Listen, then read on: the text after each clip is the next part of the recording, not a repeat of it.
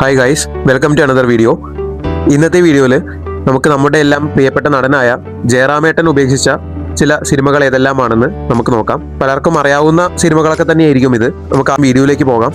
ആദ്യമായി ദളപതി എന്ന് പറഞ്ഞ മൂവിയാണ്.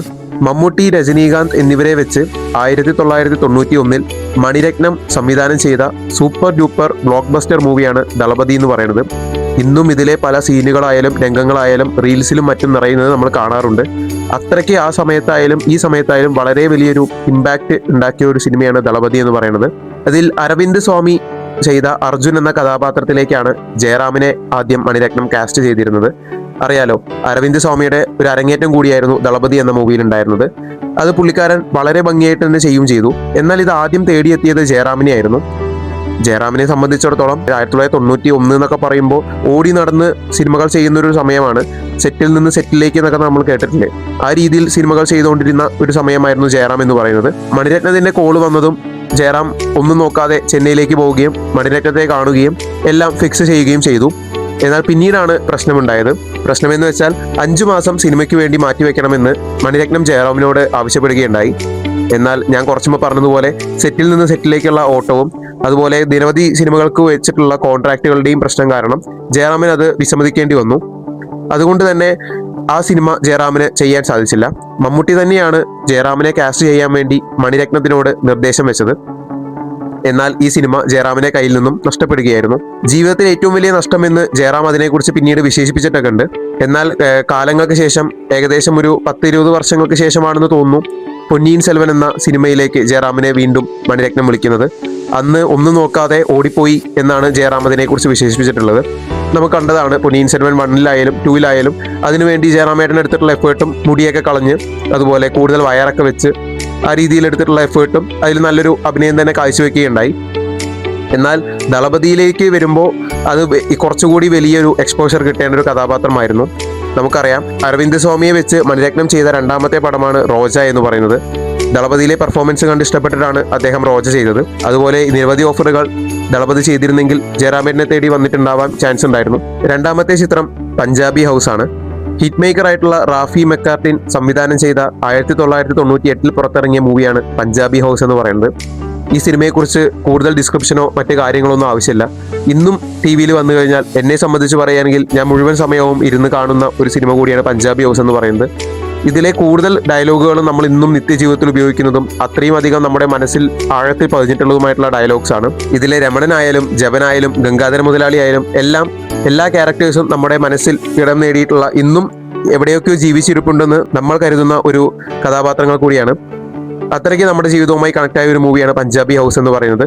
ഇതും ആദ്യം തേടിയെത്തിയത് ജയറാമേട്ടനെയാണ്. ഇതിലെ ആദ്യം ഉദ്ദേശിച്ചിരുന്ന കാസ്റ്റുകൾ എന്ന് പറയുന്നത് ജയറാമേട്ടൻ, ജഗദീഷ് ചേട്ടൻ, ഇന്നസെന്റ്, മഞ്ജു വാര്യർ, ദിവ്യ ഉണ്ണി എന്നിവരായിരുന്നു. അറിയാമല്ലോ, അന്നത്തെ കാലത്ത് ജഗദീഷ് ശ്രീകുമാർ അല്ലെങ്കിൽ ജഗദീഷ് ചേട്ടൻ എന്ന് പറഞ്ഞ വ്യക്തി ഇല്ലാത്തൊരു മലയാള സിനിമ ഉണ്ടായിരുന്നില്ല. അതുപോലെ ഇന്നസെന്റ് ചേട്ടനൊക്കെ കത്തി നിൽക്കുന്ന സമയം തന്നെയാണ്. ഇന്ന് കാണുന്ന കൊച്ചിൻ അനീഫിക്ക, അതുപോലെ ഹരിശ്രീ അശോകേട്ടൻ എന്നിവർക്ക് പകരമായിട്ടായിരുന്നു ജഗദീഷ് ചേട്ടനും ഇന്നസെന്റ് ചേട്ടനെയും ആദ്യം തീരുമാനിച്ചിരുന്നത്. ഇവർ രണ്ടുപേരും ഉണ്ടെങ്കിൽ തീർച്ചയായും സിനിമ ഹിറ്റാവും എന്നുള്ള കാര്യം 100% ഉറപ്പാണ്. കാരണം അന്നത്തെ അവരുടെ റേഞ്ചും, അന്നത്തെ എന്ന് പറയാൻ പറ്റില്ല, എല്ലാ കാലത്തും അവരുടെ റേഞ്ച് അത്രയും ഉയർന്ന രീതിയിലുള്ളതായിരുന്നു. ദിവ്യ ഉണ്ണിയും അതുപോലെ മഞ്ജു വാര്യരുമായിരുന്നു മറ്റ് സ്ത്രീ കഥാപാത്രങ്ങൾക്കായിട്ട് അവർ തീരുമാനിച്ചിരുന്നത്. അന്ന് അവർ രണ്ടുപേരും വളരെ അധികം ഉയർന്നു നിൽക്കുന്ന, അവരുടെ പ്രതാപകാലം എന്ന് വിശേഷിപ്പിക്കാൻ പറ്റുന്ന ഒരു സമയം കൂടിയായിരുന്നു. എന്നാൽ പിന്നീട് പ്രൊഡ്യൂസർ സാഗ അപ്പച്ചൻ പറഞ്ഞൊരു കാര്യത്തിൽ നിന്നാണ് ജയറാമേട്ടനെ ആ സിനിമയിൽ നിന്ന് മാറ്റിയത് എന്ന് കേൾക്കുന്നുണ്ടായിരുന്നു. അതായത് തടിമാടന്മാരായിട്ടുള്ള പഞ്ചാബികളുടെ ഇടയിൽ പെടുന്ന ഒരു കഥാപാത്രമാണല്ലോ ഉണ്ണി എന്ന് പറയുന്നത്. എന്നാൽ 6 അടി പൊക്കമുള്ള, അത്യാവശ്യം കാണാൻ കുഴപ്പമില്ലാത്ത സുമുഖനായിട്ടുള്ള ഒരു ചെറുപ്പക്കാരനായിരുന്നു അന്ന് ജയറാം.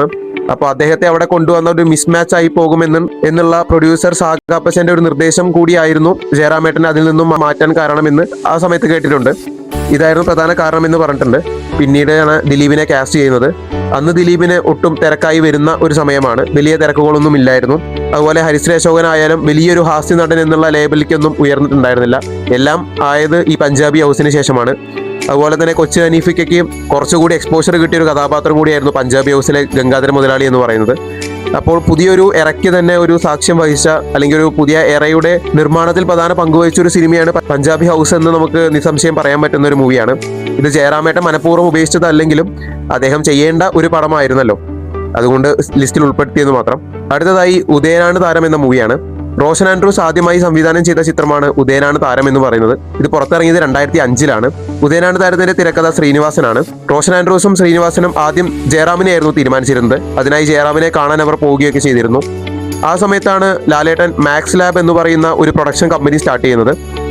മാക്സ് ലാബിന്റെ ആദ്യ 2 ചിത്രങ്ങളായി അവർ കരുതിയിരുന്നത് രഞ്ജി പണിക്കരുടെ നരൻ എന്ന് പറഞ്ഞൊരു സിനിമയായിരുന്നു. അത് പിന്നീട് ഇറങ്ങിയിട്ടില്ല കേട്ടോ. ജോഷി സാറിന്റെ നരനാണ് ഇറങ്ങിയിട്ടുള്ളത്. ഇത് രഞ്ജി പണിക്കരുടെ നരന്റെ കാര്യമാണ് പറയുന്നത്. അതുപോലെ ഉദയൻ താരമാണ്, അതായത് ഇന്നത്തെ ഉദയനാണ് താരം എന്നതിന്റെ ആദ്യത്തെ പേരായിരുന്നു ഉദയൻ താരമാണെന്ന്. ഇത് രണ്ടുമായിരുന്നു മാക്സ് ലാബിൽ ആദ്യം പുറത്തിറക്കുന്നതിന് വേണ്ടി തീരുമാനിച്ചിരുന്നത്. എന്നാൽ മാക്സ് ലാബിൽ കുറച്ച് പ്രശ്നങ്ങൾ വരികയും ഈ സിനിമകളെല്ലാം റിലീസ് ചെയ്യുന്നതിന് മുമ്പ് തന്നെ മാക്സ് ലാബ് പൂട്ടിപ്പോകുന്ന ഒരു അവസ്ഥയുണ്ടായി. തനിക്ക് വലിയ പ്രാധാന്യമില്ലാത്തത് കൊണ്ട് തന്നെ ജയറാം ആദ്യം വിസമ്മതിച്ചൊരു സ്ക്രിപ്റ്റ് കൂടിയാണ് ഉദയനാണ് താരത്തിന്റെ. എന്നാൽ പിന്നീട് സമ്മതിക്കുകയും ചെയ്തു. അതുകൊണ്ട് തന്നെ ഫ്രണ്ട്സ് എന്ന സിനിമയ്ക്ക് ശേഷം ശ്രീനിവാസൻ, ജയറാം, മുകേഷ് എന്നിവരുടെ കൂട്ടുകെട്ട് വീണ്ടും വരുന്നു എന്നുള്ള വാർത്തകളൊക്കെ അന്നത്തെ കാലത്ത് വളരെയധികം പ്രചാരം നേടിയിരുന്നു. എന്നാൽ പിന്നീട് മോഹൻലാലിന് ഇതിൽ താല്പര്യം വരികയും മോഹൻലാൽ ജയറാമിന് സമ്മതമാണെങ്കിൽ മാത്രം താൻ ഈ സിനിമയിൽ അഭിനയിക്കാം എന്ന് പറയുകയും ജയറാം സമ്മതിക്കുകയും ചെയ്തതായിട്ടാണ് റിപ്പോർട്ടുകൾ വന്നത്. അങ്ങനെ അതും ജയറാമേട്ടനിൽ നിന്നും മാറിപ്പോവുകയാണ് ചെയ്തത്. ഉദയനാണ് താരം പിന്നീട് അറിയാലോ വളരെ വലിയൊരു ബ്ലോക്ക് ബസ്റ്ററായി വന്നൊരു മൂവിയാണ്. മലയാള സിനിമയിൽ നടക്കുന്ന പ്രശ്നങ്ങളെ ഹാസ്യരൂപേണ അവതരിപ്പിച്ചൊരു ചിത്രം കൂടിയാണ് ഉദയനാണ് താരം എന്ന് പറയുന്നത്. പിന്നീട് അതിന്റെ ഒരു 2ാം ഭാഗം എന്നുള്ള രീതിയിൽ പത്മശ്രീ ഭരത്, ഡോക്ടർ സരോജ് കുമാർ ഒക്കെ ഇറങ്ങുകയൊക്കെ ഉണ്ടായി. അതിന്റെ പേരിൽ നടന്നിട്ടുള്ള ക്ലാഷുകളൊക്കെ അത് വേറെയാണ്.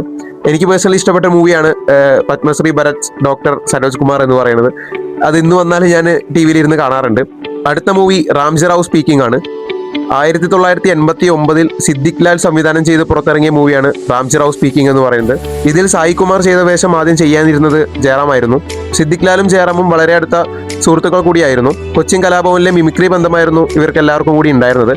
അതുകൊണ്ട് തന്നെ സിദ്ദിഖ് ലാൽ ആദ്യമായി സംവിധാനം ചെയ്യുമ്പോൾ ജയറാമിനെ തന്നെ സ്വാഭാവികമായും അവർ കാസ്റ്റ് ചെയ്യുകയാണ് ഉണ്ടായത്. എന്നാൽ ആ സമയത്ത് പത്മരാജൻ, ഭരതൻ, സത്യൻ അന്തിക്കാട് എന്നിങ്ങനെ പ്രഗത്ഭരായിട്ടുള്ള ആൾക്കാരോടൊപ്പം അഭിനയിച്ചിരുന്ന ഒരു വ്യക്തിയായിരുന്നു ജയറാം എന്ന് പറയുന്നത്. കരിയറിലെ തുടക്കകാലത്ത് എക്സ്പീരിയൻസ്ഡ് ആയിട്ടുള്ള ആൾക്കാരോടൊപ്പം അഭിനയിക്കാനാണ് താല്പര്യമെന്ന് പറഞ്ഞ് ജയറാം ഇവരുടെ ഓഫർ നിരസിക്കുകയാണ് ഉണ്ടായത്. ഇവർക്ക് അതുകൊണ്ട് തന്നെ ഡേറ്റ് കൊടുത്തില്ല. എന്നാൽ അത് പിന്നീട് ഒരു വലിയ തെറ്റായി പോയി എന്ന് ജയറാം പിന്നീട് ഒരു ഇന്റർവ്യൂവിൽ പറഞ്ഞിട്ടുണ്ട്. അങ്ങനെയാണ് സായി കുമാറിന്റെ സിനിമയിലേക്കുള്ള അരങ്ങേറ്റം അതിലൂടെ ഉണ്ടായത്. സായി കുമാർ വളരെ ഭംഗിയായി തന്നെ ആ വേഷം കൈകാര്യം ചെയ്യുകയും ഇന്നും പകരം വേറൊരാളെ ചിന്തിക്കാൻ പോലും കഴിയാത്ത രീതിയിൽ സായി കുമാർ വളരെ ഗംഭീരമായി ആ ഒരു ഭാഗം അഭിനയിക്കുകയും ചെയ്തിരുന്നു. റാംജി റാവു സ്പീക്കിങ്ങിന് പകരം ജയറാം അന്ന് ചെയ്ത മൂവിയാണ് നഗരങ്ങളിൽ ചെന്ന് രാപ്പാർക്കാം എന്ന മൂവി. ഇതും അന്നത്തെ കാലത്ത് വളരെ വലിയ വിജയം തന്നെയായിരുന്നു. എന്നാലും റാംജി റാവു സ്പീക്കിംഗ് ഉണ്ടാക്കിയ ഒരു ഇമ്പാക്റ്റ് വളരെ വലുത് തന്നെയായിരുന്നു. അത് വലിയ ഒരു നഷ്ടമായിട്ട് തന്നെ ജയറാമിന്റെ കരിയറിൽ എന്തായാലും രേഖപ്പെടുത്തേണ്ടതാണ്. അടുത്തതായി കാതൽ കോട്ടൈ എന്ന തമിഴ് മൂവിയാണ്. തമിഴിലെ തല അജിത് കുമാറിന്റെ അരങ്ങേറ്റ മൂവിയായിരുന്നു കാതൽ കോട്ടൈ എന്ന് പറയുന്നത്. അന്നത്തെ കാലത്ത് വളരെ വലിയൊരു വിജയമായി മാറിയ, ബ്ലോക്ക് ബസ്റ്ററായി മാറിയ ഒരു മൂവി കൂടിയായിരുന്നു കാതൽ കോട്ടൈ എന്നത്. ഇത് 1996-ലാണ് പുറത്തിറങ്ങിയത്. അന്ന് അജിത് കുമാറിന് പകരം തീരുമാനിച്ചിരുന്നത് ജയറാമിനെയായിരുന്നു. എന്നാൽ എന്തൊക്കെയോ കാരണങ്ങൾ കൊണ്ട് ജയറാമേട്ടന് ഈ സിനിമയിലേക്ക് കമ്മിറ്റ് ചെയ്യാൻ സാധിച്ചില്ല. ദേവ സംഗീത സംവിധാനം ചെയ്ത ഈ സിനിമയിൽ ധാരാളം അവാർഡുകളൊക്കെ കിട്ടുകയുണ്ടായിട്ടുണ്ട്. അതുപോലെ ധാരാളം വിവിധ ഭാഷകളിലേക്ക് ഇത് റീമേക്കിനൊക്കെ പോവുകയും അജിത് കുമാറിന് കൂടുതൽ അവസരങ്ങൾ മറ്റു ഭാഷകളിലൊക്കെ ലഭിക്കുകയും ചെയ്തിട്ടുണ്ട്. അതുപോലെ തന്നെ ഇതിന്റെ സംവിധായകന് ദേശീയ അവാർഡ് വരെ ലഭിക്കുകയുണ്ടായിട്ടുണ്ട്. അത്രയ്ക്കൊരു ഇമ്പാക്ട് സൃഷ്ടിച്ച ഒരു മൂവിയാണ് കാതൽ കോട്ടൈ എന്ന് പറയുന്നത്. ഇതും ജയറാമേട്ടന്റെ കരിയറിലെ ഒരു നഷ്ടം തന്നെയായിരുന്നു. അപ്പൊ ഇതൊക്കെയാണ് ജയറാമേട്ടൻ ഉപേക്ഷിച്ച സിനിമകൾ എന്ന് പറയുന്നത്. പെട്ടെന്ന് ഓർമ്മ കിട്ടിയപ്പോൾ ചെയ്ത മൂവികളാണ്. നിങ്ങൾക്ക് ജയറാമേട്ടൻ ഉപേക്ഷിച്ച മറ്റ് സിനിമകളെ കുറിച്ച് അറിയുമെങ്കിൽ നിങ്ങൾ കമന്റ് ബോക്സിൽ രേഖപ്പെടുത്തുക. ഇതിനു മുൻപ് ദിലീപേട്ടൻ ഉപേക്ഷിച്ച ചിത്രങ്ങൾ ഏതെല്ലാമാണെന്ന് നമ്മളൊരു വീഡിയോ ചെയ്തിട്ടുണ്ട്. അത് കാണാത്തവരാണെങ്കിൽ തീർച്ചയായും ആ വീഡിയോ കണ്ടു നോക്കുക. വീഡിയോ ഇഷ്ടപ്പെട്ടാൽ ഈ ചാനൽ സബ്സ്ക്രൈബ് ചെയ്യാൻ മറക്കരുത്. അപ്പോൾ ഓക്കെ, ബൈ.